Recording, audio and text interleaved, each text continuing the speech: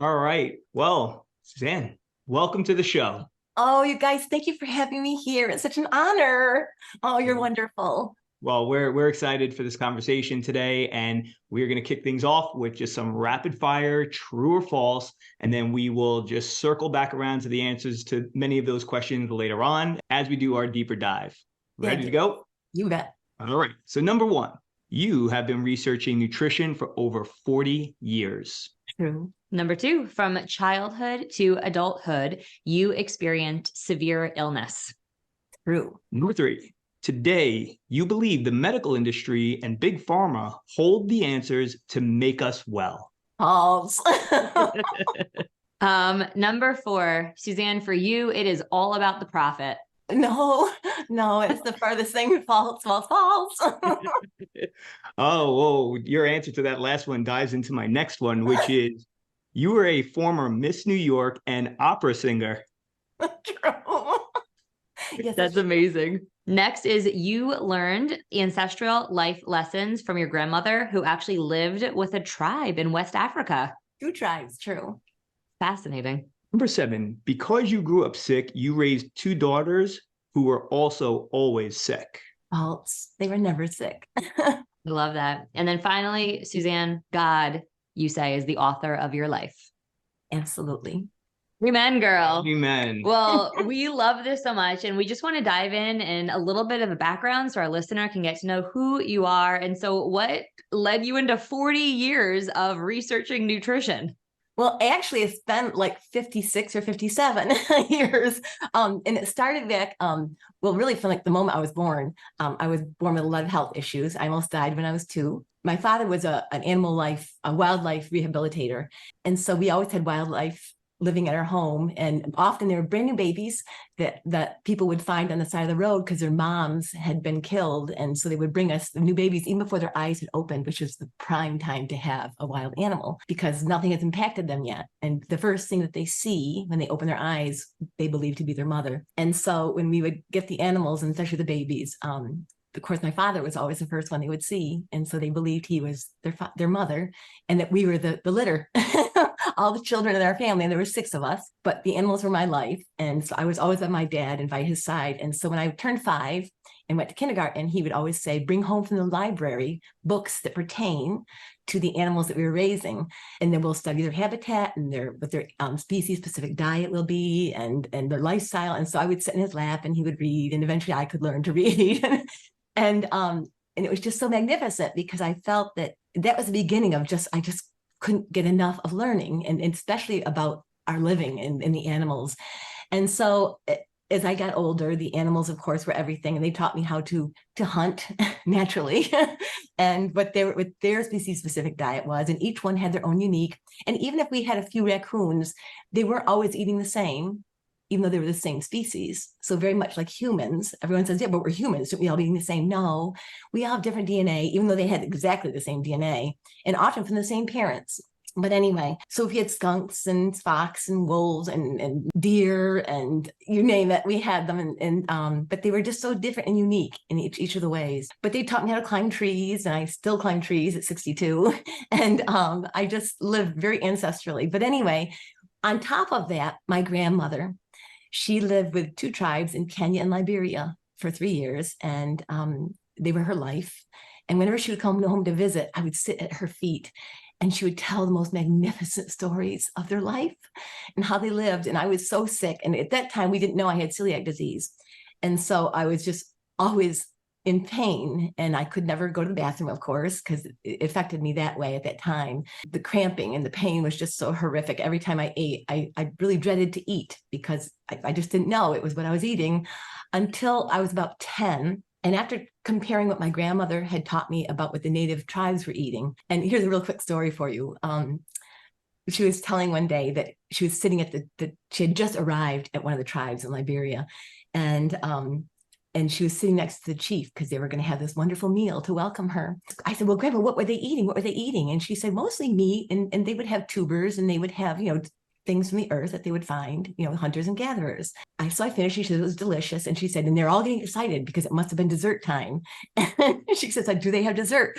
And she said, and out on these wooden platter type things that they had made was a freshly decapitated monkey head, and the top of the head had been cut off and the brain was showing. And she said, and his eyes were open looking at her. I was like, oh, my glory.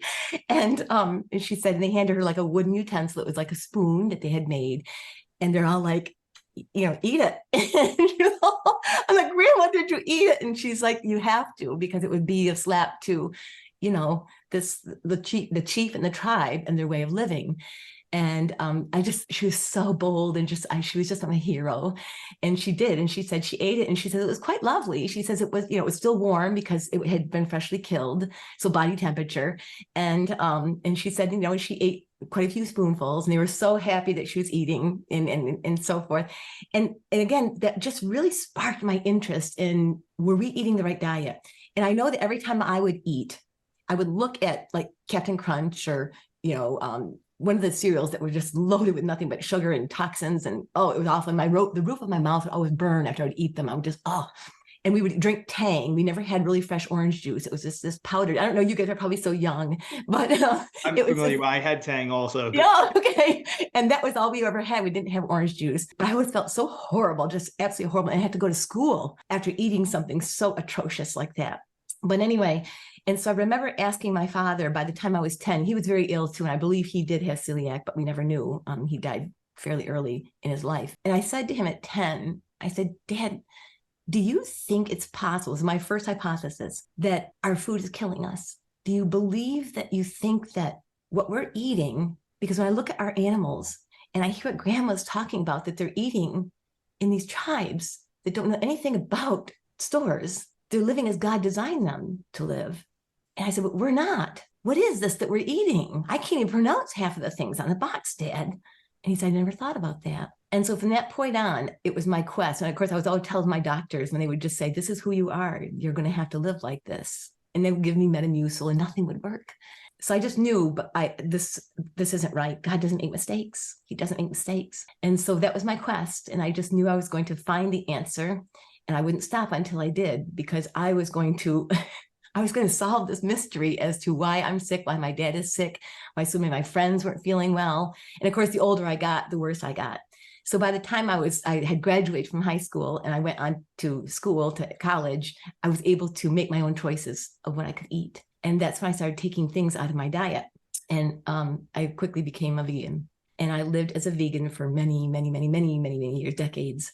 And it was wonderful because I had migraines, and I had a hiatal hernia.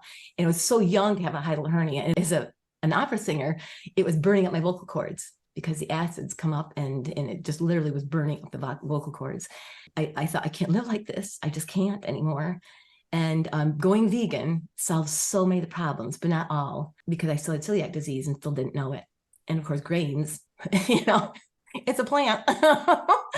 And so the migraines were milder and weren't as often, but I still had them. So then I'll go to my pregnancies. I had 3 miscarriages before I was able to have a live birth. And that's very indicative of celiac disease, because the body knows, and I wasn't producing enough progesterone. And without that, you don't have a lining. And the body knows you aren't absorbing enough nutrients to even carry a child. So it knew I couldn't have one. But so we went through infertility, and I eventually had my first live birth with my daughter. But I was in bed for 9 months with her because it was nonstop vomiting. I could not hold any food down. But she was born, and I had my first baby, and I nursed. I did both my children. I think it's imperative, girls. It is so imperative to nurse your children for as long as you can. So I did about 3 years for both of my girls. And if I didn't allow my family and peers to pressure me and make me feel that I was doing something wrong, because they're all saying it was a form of abuse to nurse a child that long. And they said, they're talking to you. They're talking to you and you're nursing them. And I said, no, isn't it beautiful? And they were just like, no, it's disgusting. But now, hindsight, I wish I would have gone longer. And my daughter, now who has my granddaughter, she nursed for 4 years. And I was so proud. You know, I kept saying, go as long as you can, you know. But anyway, and so a few years later, I had my second daughter. I was able to work through most of that. And I vomited again through most of all of that. But my students were so good about it when I'd have to leave, because I was also teaching at the same time. I would have to leave the classroom to go throw up quite often. But I always had a child that would stand by the door and make sure that there was another teacher who was watching.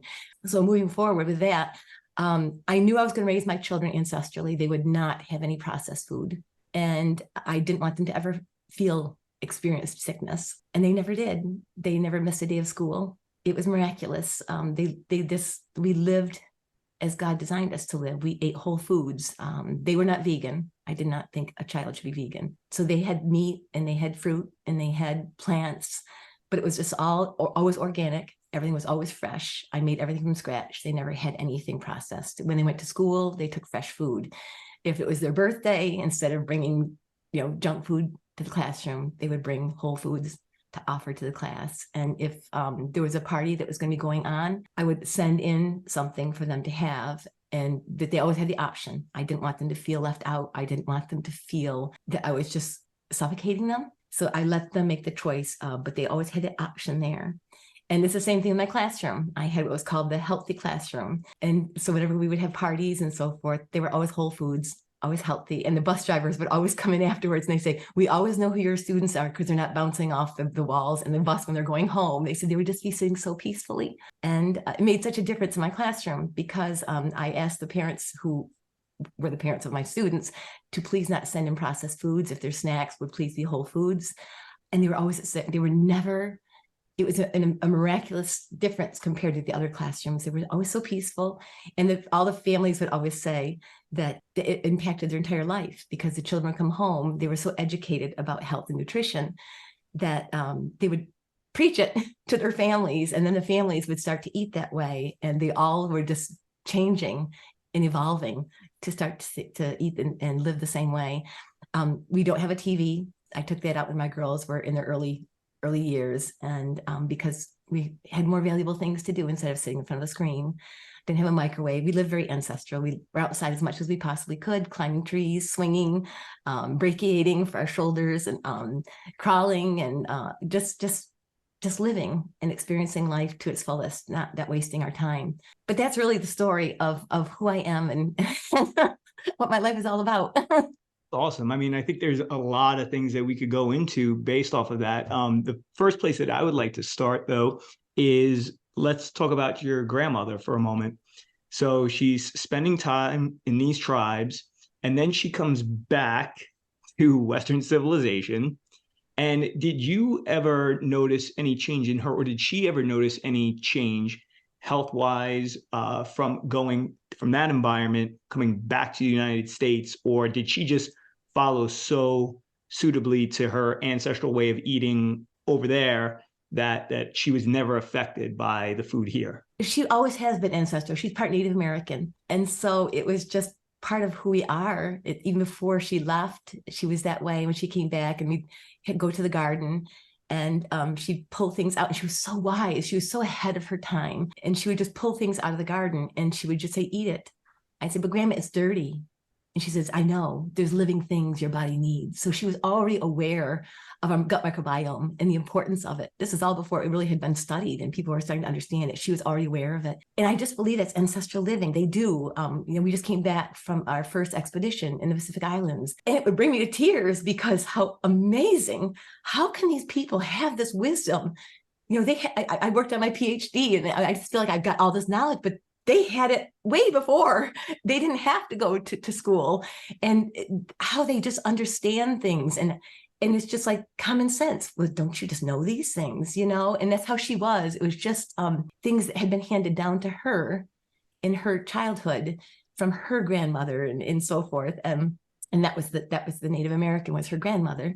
It was just remarkable to see. And now to hindsight, look back at what she knew. But going to live with the tribe, I think that both of them, she just said it was just reinforcing everything that she understood.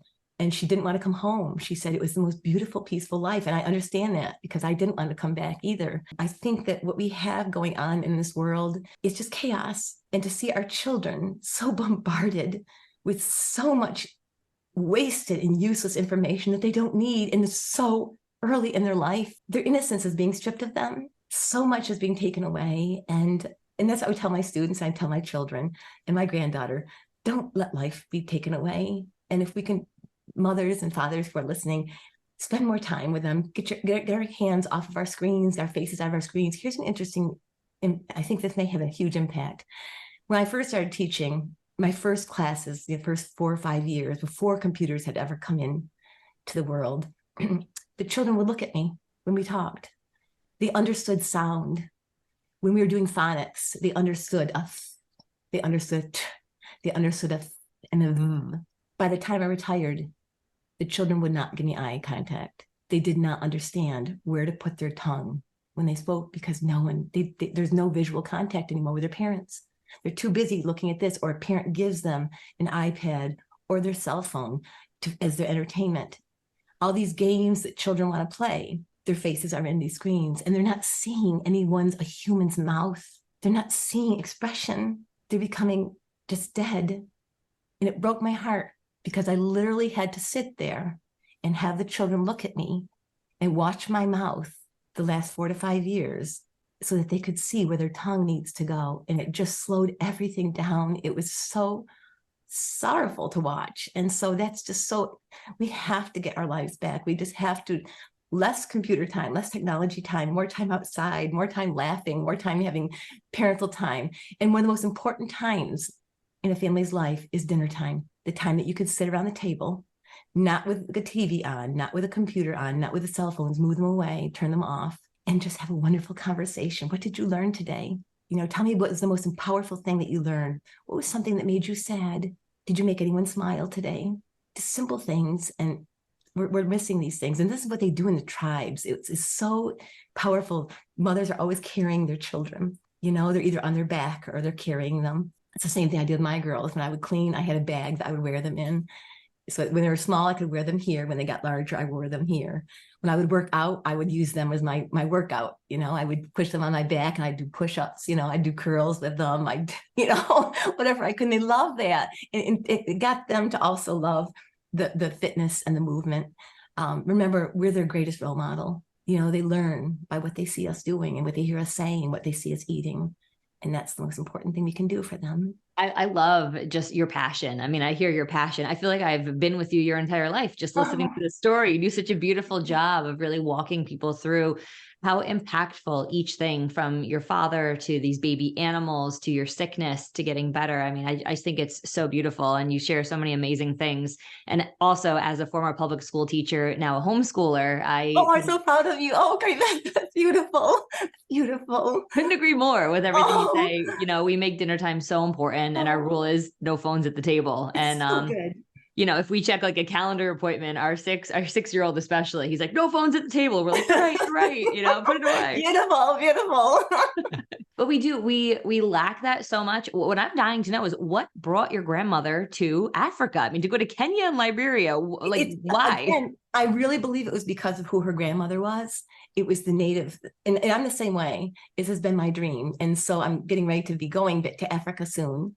And it'll be a solo trip. I'm hoping to be living with the Maasai, the Hadza, and the Togas. I just want to spend time with them. I want to, and it's the same thing. It's been my passion. My grandmother left when she was my age to go live with the tribe. So she was in her 60s when she left. And I'll do the same. I just knew I would follow in her footsteps because it was so magical. And she was just my hero. I just marveled at her. And every day I wake up, I just feel like she is on one shoulder, my father's on my other. They are everything. And I just don't want to let them down. I don't want to let God down. I don't want to let my children down. But most importantly, Chris and I, Dr. Kenobi, our mission is we just want to heal the world, because it's so useless. Why are people dying? There's no reason why. And it doesn't need to happen. At my age, I feel the most powerful energy I've ever had in my life. I feel stronger. I sprint faster. I climb faster. I'm more sharp. Everything, I just feel more alive than I ever have at my age, because I'm really tweaking it in. I'm finding really what food is best for me.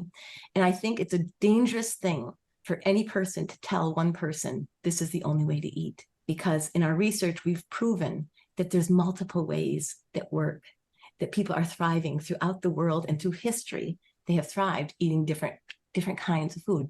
Could be veganism. No, you can be close, but you're lacking so many nutrients, and mostly B12 is vital. And even, I'm glad you brought that up, because yes. you said something early on when you were talking about bringing your daughters up, and how you wouldn't allow them to eat vegan, like even though you had gone vegan. So what was it? Like, what did you recognize from maybe your experience or what you'd seen that you came to the decision that they are going to eat meat, they are going to have fruits, and I'm not going to restrict that from them? Absolutely.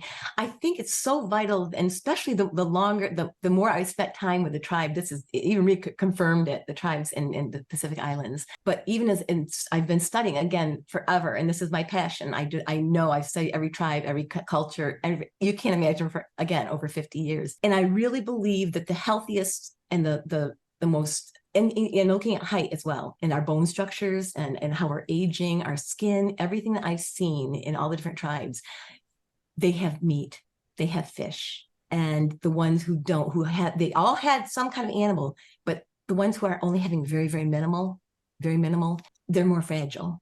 And especially as they're aging, they become very fragile. Even my grandmother, she was very fragile towards the end. And she wasn't eating a lot of meat.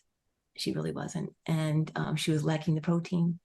And I knew I wanted my girls to be so strong and just so alive. And that really is the key. I think we have to have meat. We have to have eggs. Well, you don't have to, if you're allergic, because I do have clients who are allergic to eggs and certain things. There's certain meat I can't eat. I have a lot of allergies, even with some animal products, certain fish, like bass, the end of me, so you have to really know yourself. We are all so unique, and you learn what works best for you. And so I think with my children, it was so important that they had meat and that they could handle dairy. I'm just starting. I don't know if you guys know Ashley and Sarah Armstrong, but it's a place called Nourish Cooperative. They've just started it.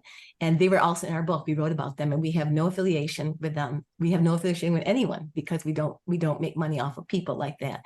We promote what we believe. And they have ancestrally raising all of these animals, and they vetted other farmers who are doing the exact same thing. And I haven't been able to have dairy, and I've tried raw dairy from other farmers, and I get migraines, I break out, I get sinus problems, and I just feel like I'm gonna throw up. But she said, try sheep. Try our raw sheep kefir. And she said, sheep are not fed any grains, because I'm celiac and I can't. So she said, maybe it's the grains that are being fed. So I tried my first sheep kefir recently, and at first it kind of was like, oh, my sinuses started right in again, and I thought, oh, I've got to give it a chance. It's just something new. And within a couple of days, I was able to do a little bit. So I do just a little bit of kefir each day, and maybe eventually, but I'm hoping when I go to live with the Maasai, because they live mostly on milk, blood, and meat, I'm hoping that their milk maybe some powerful, I don't know, but I'm willing to try. And so that will be exciting to see. But again, we need to look at our children as well, because they may have specific things that aren't working for them. They're all going to be different. Even if they're born in the same parents, we are all going to react differently. And we don't know what their DNA, what their genetic DNA is going to be. So watch them carefully. My youngest daughter, she wasn't too hip growing up on red meat, and she just really wasn't for her. And I allowed her to get to the point where now she loves red meat, but she had to get there. I wasn't going to force anything on them. And I think that's really powerful, and if they don't like vegetables, don't force it, because a lot of vegetables we know are toxic and they have toxins in them. And they took a toll on me. I almost died as a vegan. And even though I was doing everything right, I was doing all those supplements, which I don't believe in. But I knew I had to have B12. But by the time I was 57, my doctors were saying, you're dying. You have no white blood cells. You have no red blood cells, and your platelets. Everything is shutting down on you. And I was like, how can that be? I'm eating the perfect diet, and I'm working on my doctorate, and I know it all. And they're like, no, your body can't handle it. There's something wrong. And that's when we found out I was celiac. Even though I wasn't doing grains, because I knew when I was 50, I was starting to get terrible arthritis in my hands and my feet. And again, I know God doesn't make mistakes. And so I took out all grains, and within 48 hours, the pain was gone, and it was the grains. And so, but I didn't think about celiac at that time. Yeah. No, I'm so curious. What does a typical day of eating look like for you? For today? All right. So this morning, well, I did do carnivore for a full year. So let me quickly digress. After they told me I was dying, And of course, at that point, guys, and I'm going to be honest, girls, I had implants put in. It's the worst decision a woman can ever make. It's very dangerous to your body. And they were the saline, but the outside is the big piece here. That's the silicone. And it was flaking off. And it's within a month of having those put in and being an opera singer at the time, I was still performing. I couldn't breathe. I kept saying, what's wrong? And my daughter said to me, Mom, you're getting old. And I said, no, there's just something not right. I can't catch my breath. Well, 10 years, I had them in for 10 years. I had them taken out. And of course, having them removed is the most horrific surgery in the whole world. It is the most painful thing. But my surgeon told me afterwards that she said, because my body was so highly allergic to silicone, it was trying to fight it off, because as the longer it's in your body, the particles start flaking off and going through your body. And it was making a web, and it had grown underneath my armpits, all through my chest. It was everywhere. And so in order to stop that from happening, she has to scrape everything out of you, and scraping to get all of that out, any particles that have gone into your body. Well, because I was a vegan at the time, I was so highly anemic. She didn't realize she was nicking things. And when I came out of that surgery, I was bleeding profusely, and she didn't realize it. But you have tubes in, so it's just like you've had a mastectomy. You have tubes coming out, and all this blood is coming out of you. But it was so much blood, the nurses are like, my gosh, she's bleeding internally. So I lost almost 60% of my blood. You should be dead by then. But I did. I felt myself leaving my body. And my doctor's like, you're not going to die. I'm not going to lose you. I'm not going to lose you. So they had to go back in, and they had to stop the bleeding. And they said I needed a transfusion, but I said, no. I said, God will heal me. So I didn't. And it took about a year to get all my blood back to the level it should be. But I survived it because God's got plans. He's got plans for me. But anyway, so with that said, so my surgeon at the time, she goes, I'm a vegan, but I'm a quasi-vegan. I said, what does that mean? She goes, no one can be a vegan. She says, we have to have at least fish once a week. And she says, but you can't. She goes, you need a lot of meat. She says, you're going to die. And so I came home after that, and I had a friend who was a hunter, and he brought me venison for my first time in many, many, many, many years. And I was very afraid to eat it. And I was shaking. I was, oh my gosh, I'm going to eat something like this. And I ate it, and it was the most unbelievable, the tears, the feeling of emotion. You feel like every cell is coming to life. It's like, oh my gosh, where has this been? Where has this been? So with that said, where I am today, so I did a carnivore for a full year, but it didn't work for me. Again, when I was vegan, I got down to 95 pounds. I'm 5'8", and I got down to 95 pounds. And even though I was eating 3,000 calories a day, and I knew I was getting all the nutrients, but my body could not digest it. It would go in me and go right out me. And so I did a carnivore for a full year with the help of Paul Saladino and Sally Norton. It was great for the first couple of months, but then the cramping, the foot and leg cramping, and my blood work was not good. The great thing is it did help me to get my red blood cells, my white blood cells, my platelets back. For my body, it was not optimum. And I remember saying to Paul Saladino, there's something not right. And he goes, well, what's wrong? And I said, there's something missing. And I said, I don't believe in supplements. I don't. I said, it's not, the tribes aren't taking supplements. And he said, well, what are you thinking? I said, I'm going to do the least toxic plants. He goes, well, what do you think they are? I said, well, I've been researching it. I said, for me, I think I'm going to do an avocado and a banana. I said, I need the magnesium. I need I just need what they've got. And so I did. And it was overnight. It was, oh my golly, this is all I need. This is what I need. But anyway, so fast forward. So what I found for me now, what works the best. So this morning it's a combination of my favorite meats. So I had yak, I had beef, I had bison, and I had lamb. And then I had a raw egg yolk on top of that. And then I had some lamb bone broth that I cook it in with a little bit of spring water. I go to a spring once a month, and I collect 15 gallons of water. And so that's a little bit of what I cook with in that as well, just to kind of give me a little gravy. It's really good. And then I had a banana and an apple that was freshly picked nearby, because it's seasonal. I tried to do seasonal eating. And so that was my breakfast. I mean, the more that you tell us, the more I feel like we could just keep unpacking and unpacking. I want to talk about, your carnivore experience. Yes. Because I think it's very enlightening, to a lot of people. We ourselves fall on that primal end of the spectrum. We eat I'm going to say we eat carnivore-ish. It's Yes. probably about like 90 to 95% of what we have. Yes. Corey Beth for a year, me for about a year and a half, maybe a little longer. But I think over time, what I'm going to say is this. What's great about carnivore for a lot of people is it helps you get back to baseline. Yes. Right. You eliminate everything that is those potential triggers for you. I mean, you mentioned, again, being vegan. We know, again, we had Sally Norton on our show, I love Sally. and she talked a lot about oxalates, and it sounded like that exactly what was happening with you is that your oxalate levels were probably really high. Off the roof. Yeah. And so by going carnivore, it gives you that opportunity. As Judy Cho likes to put it, it's like it's the ultimate elimination diet. So now you clean the slate and you eat that way for a little while. You're getting all the nutrients that your body could ask for the most part. But then I think over time, and we've sensed the same thing, you then start recognizing that I'm craving something. Yes.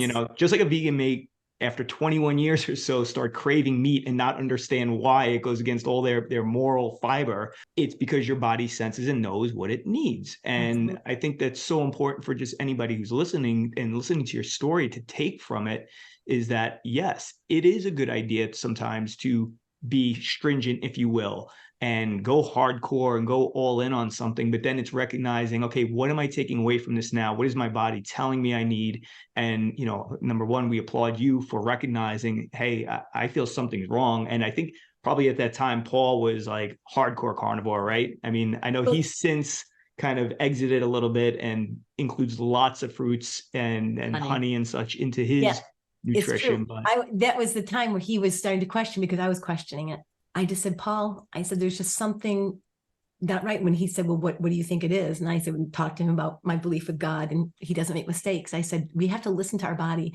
And I said, and everyone's saying, oh, it's the electrolytes. We got to take all these powders and all these. I said, there's electrolytes in natural food. I said, why did God create them? And I said, yes, I know that there are some plants that, have been altered and, genetically modified. I said, I wouldn't go near those, you know what I mean? And I said, but there's just, I don't believe in supplements and I'm not going to do that. I believe in food. So I think he was hearing that because he was experiencing the same thing. He knew his feet were not, there's this cramping and also the sleeping, the heart palpitations. There was just so much talking to me. But yet it's the most perfect elimination diet. It truly is, especially if you're coming off of veganism, because you've had such a plethora of all these fruits and vegetables, and especially the vegetables, and you're just inundating. And I truly believe it. At one point, I was sent to a hematology oncology doctor because they thought I was dying of cancer. Because when you stop producing your white blood cells, it's usually a sign of some kind of lymphoma or some kind of bone marrow cancer. And they truly believed I had a rare bone marrow cancer or that I have the rare breast cancer that comes from implants. So it was either one or the other. And the more I researched it, I thought, could it be that my bone marrow is building up instead of it being replaced with oxalates? And there are many studies that are talking about that. If you have, and I was oxalates, oh my golly, I must have just been ingesting pounds and pounds. I had stopped spinach for quite a long time ago because I knew about the oxalates and it prohibits the absorption of many of the wonderful nutrients and vitamins that we need, the minerals. And so I'd already taken the spinach out, but I was just doing pounds of kale and everything. Oh my God. And guys, kale actually can have you get this. It's a heavy metal that it actually has thiamine, I think it is. And when I had all my tests done, I was off the charts with that heavy metal. And it's kale. Kale can be very, very dangerous with heavy metals. So just be very, very careful. But I don't even go near kale anyway. Nothing like that now. But anyway, and I wondered if my bone marrow had been replaced with the oxalates, and Sally thought the same thing. She said, possibly, maybe you're right onto something. But anyway, and I remember when I stopped being vegan, but we took it 8 months. Sally and I took it 8 months because we didn't want to have a lot of the oxalates pouring out, but they did. I had styes in my eyes. I had bone spurs coming out of my arms. It was horrible, the dumping that was going on, but so worth it to understand what I was doing, to eat that amount. It's not natural. It's not natural. We can't eat those kind of fruits and vegetables 365 days a year. They're not existent. And when we were in the Pacific Islands, that was one of my quests to ask them, do you have these fruits all the time? And they said, many of them we do. Bananas can grow all the time. Coconuts do. But certain things do not. Avocados, papayas, certain things, they have a season.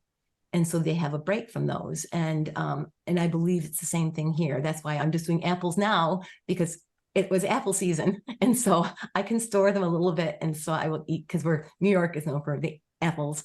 And so, yeah, I think that's just so important. And again, carnivore is an amazing elimination diet. And I would recommend it for anyone. To my own clients, I do the same thing. It's beautiful. It's so eye-opening, and it just brings every cell back to life that you lost. But I think for me, I'm tweaking it. And as I'm getting older, I know I need, but again, girls, as we're getting older, we need more protein. We do. You don't want sarcopenia to set in. I don't want to get all, my grandmother was kind of hunched over toward the end. And I'm a big advocate in working out. I mean, I have my own gym here in my basement, but I'm finding most of the time I'm outside and I have logs, big, huge logs I love to carry. And I have rocks and stones. I just carry in my yard.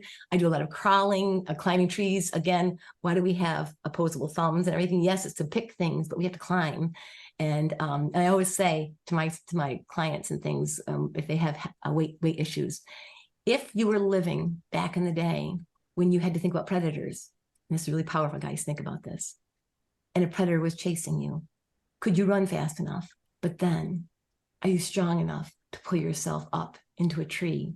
Or are you going to allow your health to be the demise because you can't run fast enough, or you weren't strong enough to hoist yourself up? So these are just, and people are like, oh, you take it too far. No, we're humans, and that's what humans are supposed to be able to do.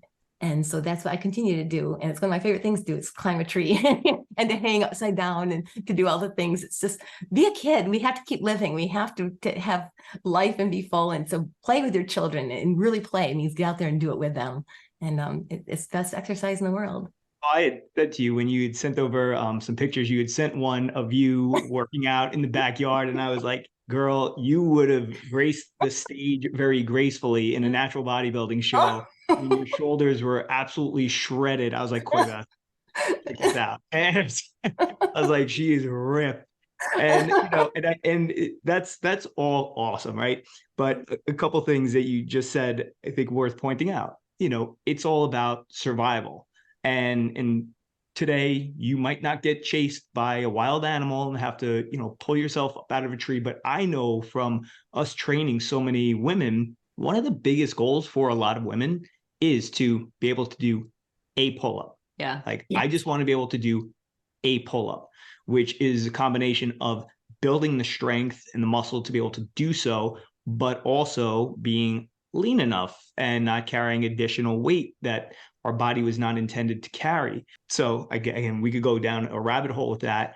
But before that, what I would like to also point out, and I think this is just, important for people to hear, you said it a couple of times, you used the word seasonal. And I think that when many of us go to the supermarket, we do see a plethora of different fruits and vegetables year round. And that is not what we've been intended to eat. And that's also part of the issue, is that we have these foods that are available year round. So how do they get there? And it's only by treating these foods with pesticides and then because people look at these whole foods and say, well, they're whole foods, it's fruit, there can't be anything wrong with it. It's a vegetable, there can't be anything wrong with it. But how does this show up from New Zealand, out of season? Yeah. And now it's sitting on the shelf in your supermarket, and you can clearly eat it, but it's not healthy for you. So let's just tie that for a moment into your travels. You went to the Pacific Islands, and obviously there are healthy people there, and there are probably unhealthy people there. So just walk us through what you saw, what you experienced while you were in the Pacific. Oh, it was the most life-altering experience. I just can't tell you. I just wish you could all be there. But I have videos and things up, and I'm creating a YouTube channel that I'll be dumping all of my videos onto, that you can go and watch them, because I got a lot of footage, and it's just, they're beautiful, magnificent people, as my grandmother always said, with the Africans. So what we noticed, and I had done so much research, so I was pretty aware of what I was going to be up against when I got there. And I kept hoping I was going to be wrong, but I wasn't. It was, our processed food and seed oils have definitely infiltrated, and they are infiltrating the tribes as well. And we were with the Dani tribe, that live way up in West Papua in Indonesia. We were way, way up in the mountains. And I thought, well, maybe, hopefully it hasn't infiltrated them. But they have these little things that I said to Chris, I'm going to call them little shacks. But there's these little stores, and they're like every couple of miles, because the Dani don't have cars. They don't have cars, and everything, they walk, they're barefoot. If you can see their feet, oh my golly, that's a whole nother story. Their feet, oh, they're just beautiful. I'm all about going barefoot. Barefoot is huge. Get your children out of the shoes. Get them out of the shoes. Okay, we don't need shoes, and have them out barefoot and grounding. It's just, let us be humans. But anyway, and so these shacks are every couple of miles that they can walk to. And in these shacks, you can't go in them, but they've got like this screen. And so there's this woman standing behind it. And I put pictures on it the other day on our Instagram. And they come up and you'd ask, and they smoke like there's no tomorrow. They used to roll their own, where they would have their own tobacco. And some of them did. They showed me that they had some tobacco growing in their gardens, but many of them are now smoking what we sell here, and they're just loaded with toxins. And so they'll go and they'll ask for their cigarettes, and they eat a lot of candy, and they do sell oil. And I noticed, and I did post this as well, that when we went up to, there's another thing I want to talk about. Remind me to talk about seasonings. It's important. When we were walking up, I had requested, because it's always been my desire, and I taught about this with my students, how do we get salt, and how much salt do we really need? Because there's so many different ideas, and everyone's, you gotta have a ton of salt. No, we don't need salt. It's all this. And I thought, what did they do ancestrally? And where did they get their salt? There wasn't a store. Where did they get their salt? So I asked specifically if the Dani could show me where they get their salt and how do they extract it. Oh, it was magnificent.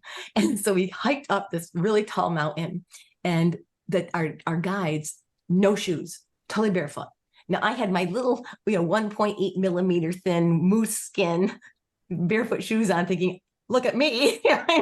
I can feel everything, but they're totally barefoot. I was in awe. I was like, oh yeah, these guys got it. So anyway, so we're going up, and it's, sharp rocks and muddy and mossy and everything. And they're just hiking up there with me, and they're smoking away. They aren't even wheezing. And I'm like, God, how can this be? They should have emphysema the way these guys are smoking. I'm like, oh, glory be. So we get to the top, and there's a woman Dani with us. And she's carrying this, it's like a stem that they cut off of a banana tree, and there's pictures of it that I posted. So I'm thinking, what's she going to do with this? So we get to the very top, and there's this beautiful water feature, and this is a salt spring. So she goes over, and she's got a stick with her. And I made a video. I did post it. Well, no, I can't, because again, they're scantily clad. They don't wear a lot of clothing. They don't. So I can't post that yet until I'm going through all my videos and trying to censor everything. Then I can post those so that all audiences can watch them with comfort. But so she's got a stick, and she's scraping and she's scraping, and she's taking all the fibers off of the outside of each of the layers of this stick, this big thing. So she's taking them all off.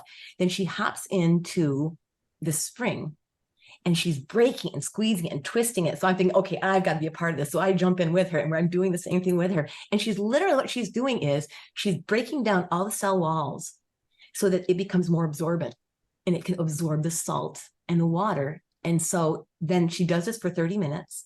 And then she puts it all into a little small ball and wraps it all up. And she puts it in the bag that she carries off of her head. Then they take it back to the tribe, and they dry it. And they basically pickled all of these skins off of this branch from the banana tree.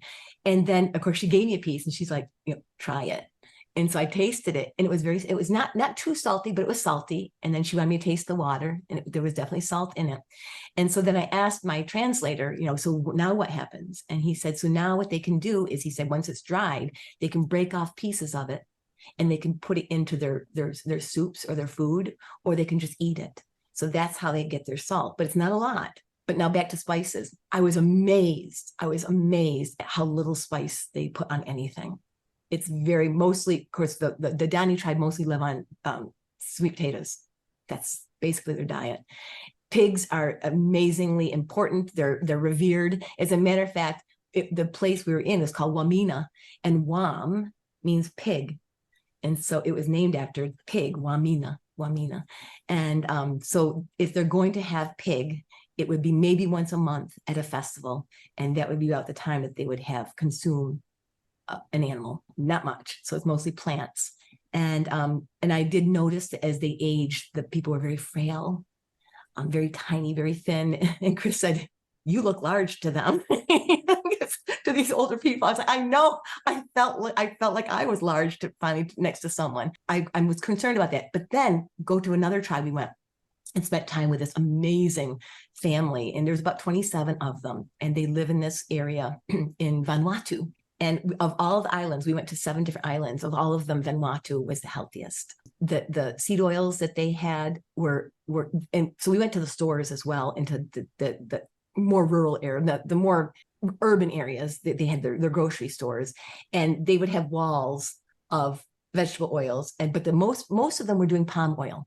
Palm oil, I still wouldn't recommend. It's about 10% linoleic acid, which is still high to me. I can't imagine. I don't do any oils. I do none. But coconut oil, if they're going to do a plant, coconut oil would be the one. And interestingly enough, they do not use coconut oil.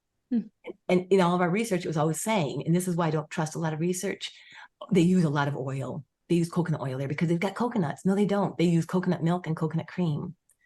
And so I thought, oh, and here I thought, oh, my research was completely accurate. No, that one was not. So I was shocked. In all the islands, the only thing they would do with coconut oil, they said they put it in their hair and they put it on their skin.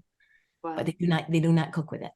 So anyway, so this family, they were beautiful. I mean, as were the Dani. They were just beautiful people. They were just living so off the land. But again, they were smoking like a lot. But they have been we've written about that. But how they don't have cancer, they don't get cancer. They don't get emphysema. Their teeth structure was not good. And I took a whole bunch of pictures because I was studying dentistry at one point. And I was like, oh, those teeth aren't looking too swell. But the teeth in Vanuatu, they're beautiful because they eat fish and chicken. They do eat a lot of cassava and taro, which is similar to sweet potato, but they also incorporate, I would say 40 to 50% of their diet is fish and chicken. And they were aging beautifully. Their skin was not sagging. They were not frail. As a matter of fact, I have a whole bunch of videos going to be posting of one of the head of the tribe. And they don't know their age because they don't keep documentation. So he said he's probably between 50 and 60 years old. And he was just magnificent. And he was one of their warriors, and he walked on coals, hot stone, barefoot. Again, I was like, wow, check out the feet. Like amazing. And they're just, I couldn't believe it. I'm looking at the bottom of their feet, and they're not awful. They're not really, you'd think they were so hard and callous, but not bad at all. But they were just magnificent. And so again, the diet, but no spices. And I said, do you boil your potatoes? Because I'm thinking, like, to get the oxalates out? And he said, oh, absolutely not. Of course, and he's got very broken English, but it was so beautiful. And he said, no, because then you're losing the nutrients. And they understand that. He goes, you're going to lose all the valuable, the things that we need. And so what they do is, and this is in all the tribes, they take the sweet potatoes and they either put it right into a fire with nothing wrapped around it, or, and I posted a video about it. It's just magnificent how they do it with the Dani. And we spent an entire day. It took them an entire day, you guys, just to build this earthen oven that they were going to cook their sweet potatoes. It was so much work to go out into the fields and to collect their leaves and their sticks and all the things they needed to bring them back to cook and basically cook the stones that are going to be what's going to cook the potatoes. It took all day long, but they were magnificent. They really were truly delicious tasting. I don't really do a lot of sweet potatoes, but they're one of my favorites because they're so loaded with potassium and magnesium and all these wonderful electrolytes that we need, the minerals that we need. So that was just magnificent. So I'll stop rambling. I could talk all day about these. I mean, if you want sweet potato fries, you could just go right down the street and order them up at the diner, and with seed oils, and you don't have to spend all day, making an oven in order to. Great being an American. Yeah. What I think is interesting, though, so you were able to make some distinctions, though, between different tribes and the availability of foods and such. I mean, the fact that some probably had seed oils far more available to them than others. And was there a significant difference in the health or the physical well-being of these individuals? Absolutely. Those who are really sticking to their traditional diet and their traditional lifestyle are superior. They are superior. And from their dentition to their skin, their hair, But interesting too, none of them wore glasses. No one. And I said to Chris, I said, the next time we go back, I said, he's an eye surgeon. I said, you gotta test their eyes. We really do. Because my mother's blind with macular degeneration. And again, she shouldn't have been. And I tried forever to stop both my parents. My father died of cancer, prostate cancer. And I tried forever to get them to understand that they were killing themselves. Or my mom, you've got the DNA, and I have the DNA for macular degeneration as well, but I know I won't get it because I don't eat things that are doing damage to my eyes. We can prevent these things. And these tribes, which we've written about in our book, they do not have the chronic diseases that we see in the Western civilization. They just don't. And everything we've proven, to me, beyond a reasonable doubt, it's the processed food, it's the seed oils, and it's not the sugar. Because when you look at China, who has very little amount of sugar in their diet and always has had little sugar, and yet as you see the trajectory of seed oils going up, so is their disease. It's something that it's not natural. In the face of them smoking cigarettes as well. Right. And I'm telling you guys, and there was one point, I'm in, they have their kitchens are in their little huts. Okay. So it's just one hut that's called their kitchen. And you go in and they don't have holes. So the smoke has nowhere to go. And so they've got this fire, and I'm sitting in there with them on the floor, on the ground. And and they're all like, come in, and sitting around, they got the fire going. It's so smoky, all right. And then they're all smoking at the same time. And I'm like, oh. So I'm coughing away. They're not coughing at all. Nothing is bothering whatsoever. I mean, the roof, the ceiling, it's got all these sticks that hold it up. They're all blackened by the smoke and all the years of all this stuff going. And I'm dying in there for 2 days after that. I was coughing. I thought if anyone asked me to perform at that point, I felt my vocal cords had been fried, and my lungs, it took 2 days to recover from that. And they don't cough. Nothing bothers them. It's remarkable. So is it their diet? Is it their lifestyle? I don't know. And another thing I noticed too is I'm not a good sleeper. And that's probably my biggest downfall, is sleeping, because my brain's always going and I just want to work all the time. I want to research all the time. When I was there, I actually slept for like 5 hours in a row, which is rare for me. And I dreamed. I was having dreams. And I was like, oh my golly, what's different? And so I had to really stop and think about their life and what I'm eating there. And of course, their food is just freshly picked. They don't use any fertilizers. And I was asking all these questions. Do you use fertilizer? Do they put chemicals anywhere around here? Everything is just grown naturally. They use the slash and burn, where their crops, that when the crop is done, they burn it until they take it by hand and they put it back into the soil. Or they take their banana peels or their coconuts and whatever they've got, and they throw them back in and just let them rot and decay. And that goes back, the nutrients go back in. So they've got loaded with minerals. And I will say, when I ate their fruit, it was like, oh my goodness, this is what fruit's supposed to taste like. It was so different from our fruit. The mineral content, the vitamin content was just so profoundly different than what we had. It was a different life. And also, I think, because I'm highly sensitive to EMFs, extremely highly sensitive. And I'll give you an example of how I know I am. A few years prior to my retiring teaching, they had just put in my classroom like this antenna box that was in my classroom. It was because all the students were now going to start having their own iPads. And I was so against it. I tried to fight it, saying, please don't bring more technology in. Let them be. I still had a chalkboard. I didn't want to use all the fancy stuff. I wanted them to see what chalk was. I wanted them to see what the old fashioned, I never wanted to change certain things. I wanted them to see what life was like back in the day. Well, anyway, so I had no say, but I didn't realize what it was going to do to me. And my reading table was right underneath the antenna. And all of a sudden I found myself starting to pass out each time I sat at that table. My eyes would literally start rolling up, and I would start to feel I was going to pass out, and I would have to get up and walk away. And I thought, what could it be? And I realized it's that antenna. It's so dangerous. But when we were there, of course, we had no cell service. There was just nothing available. And I just felt my body wasn't racing. I felt so at peace. And yes, we're outside all the time. You're in the sun. And then when the sun goes down, there's no light. It's natural. Their circadian rhythm is now working as we're designed to be. It was the most profound experience. And that's why I knew when I came home, I have to immediately start planning the next expedition.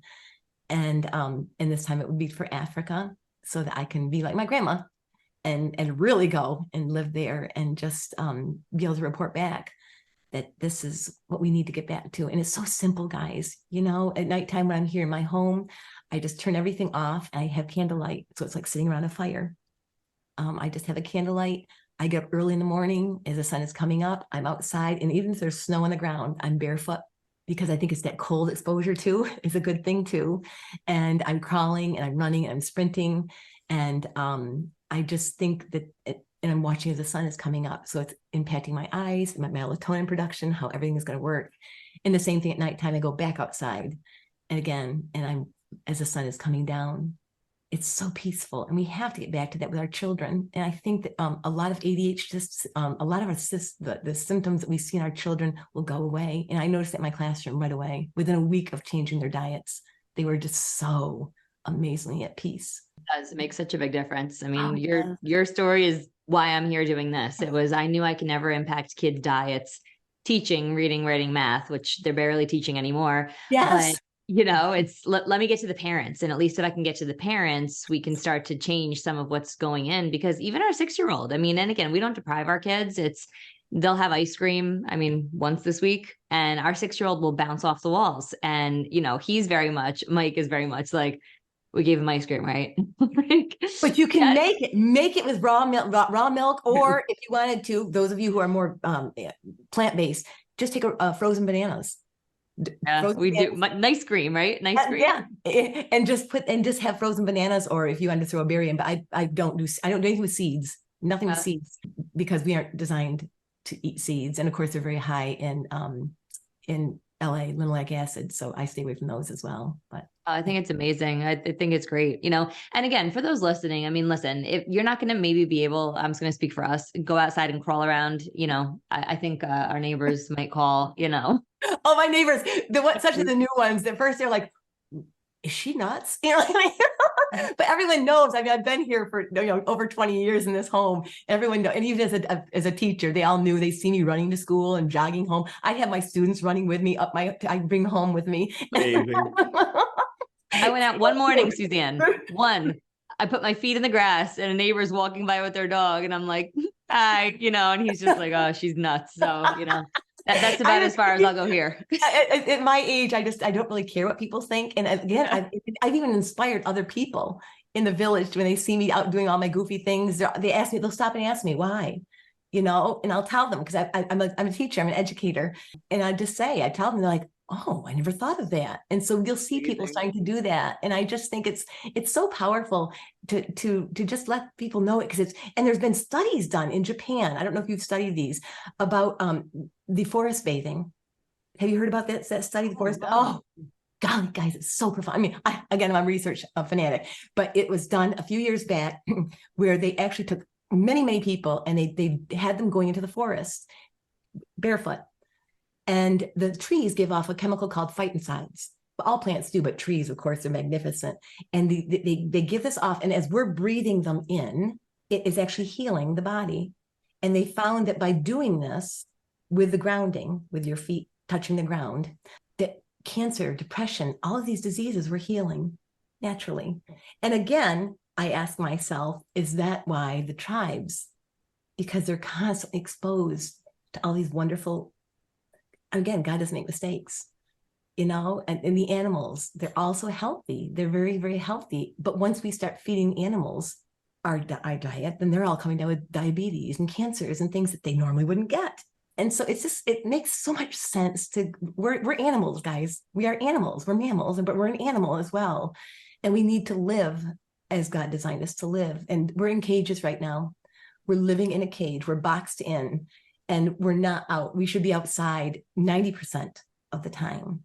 Really, we should, if possible. And the tribes, many of them sleep underneath the stars. They aren't in their huts. It's of course it's warm. You're talking Corey Beth's language. She's ready to hop on a plane and go live with a tribe. Come with me, Corey Beth. Yeah.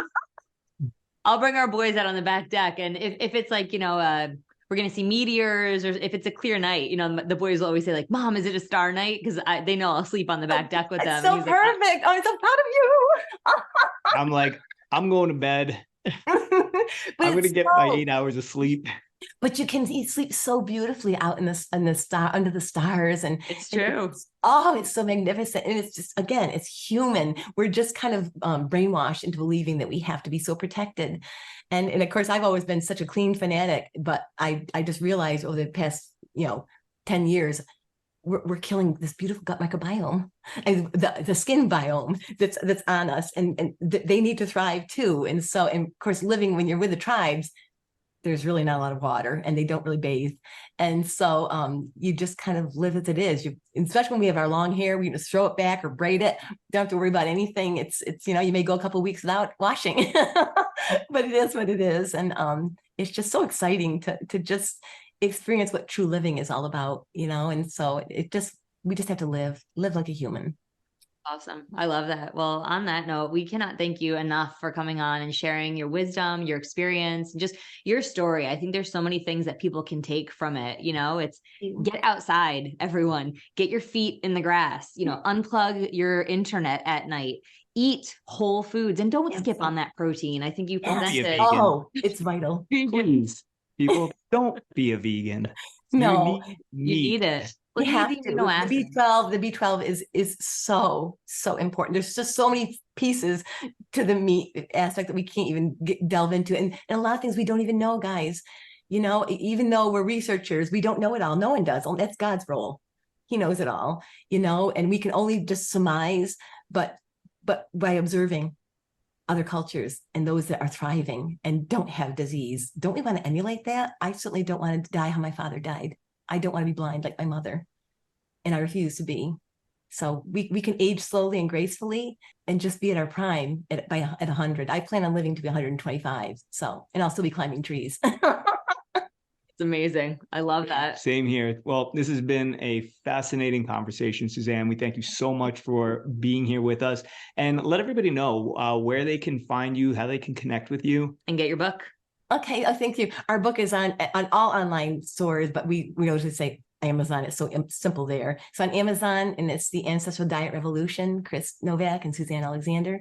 And you can also find us on social media. And that's my job, but I'm not that swell, guys. I'm not tech savvy. I'm an old gal, but you can find us on Facebook and Instagram and X, which was Twitter, and under Ancestral Health Foundation. That's where you can find us there. And we'll have a YouTube channel coming up soon under, again, Ancestral Health Foundation. We're there, and I'm always posting things from our expeditions and what we're doing, and our presentations and things. So you can kind of stay up to date with ancestral life and ancestral eating. Amazing. Awesome. Thank you. Be sure to link to all of that in the show notes so all of our audience can find you. And just thank you once again, Suzanne. Oh, you guys, it's been such an honor. I'm just so proud to be here, and thank you for all that you do. You're such gifts, and happy holidays to everybody.